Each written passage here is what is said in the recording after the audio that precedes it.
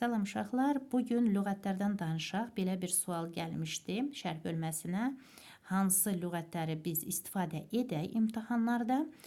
Bilirsiniz ki, çox lüğətlər var. Yəni Azərbaycan dili olsun, rus dili olsun, ingilis dili, yəni çoxdur. Amma əsaslarını sizə yazdım ki, görsədim hansıdır. Çünki bilirəm ki, kimsə sözləri düzgün yaza bilmir, kimsə düzgün tələffüz edə bilmir, kimsə məsələn sözlərin mənasını bilmir və ona görə də hamısını sizin üçün yazmışam və indi bir-bir sizə izah edim hansıdır. Birinci, толковый словарь дает определение слов и примеры их употребления. Nə deməkdir? Deməli, izahlı lüğət nə üçündür? Sözlərin təriflərini və onların işlədilmə nümunələri verir.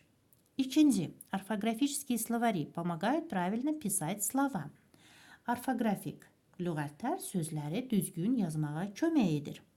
Орфоэпические словари указывают правильное произношение слов. Orfoepik lüğətlər sözlərin düzgün tələffüzünü göstərir. Этимологические словари объясняют происхождение слов. Etimoloji lüğətlər sözlərin mənşəyini izah edir. Словари синонимов и антонимов содержат слова с похожими и противоположными значениями.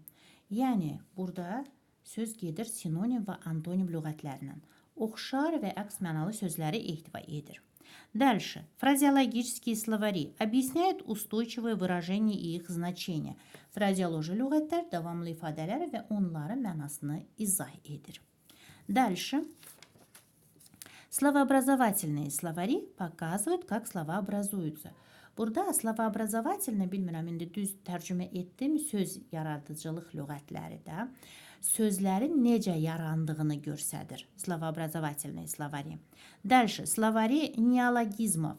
Neologizmlər lüğəti, yəni belə deyək də, yeni söz və ifadələri təsvir edir burada. Диалектные словари содержат слова и выражения из народных говоров. Dialekt lüğətləri, yəni xalqın hər bir ləhcəsini belə deyək də, şivələrindən olan söz və ifadələri ehtiva edir. Və переводные двуязычные словари, yəni tərcümə iki dilli lüğətlərdir, bilirsiniz də, bir dildən başqa bir dilə deməli tərcümə. Belə və bu lüğətləri həm kitab mağazadan ala bilərsiniz, ya da hansı bir yaxında olan kitabxanadan.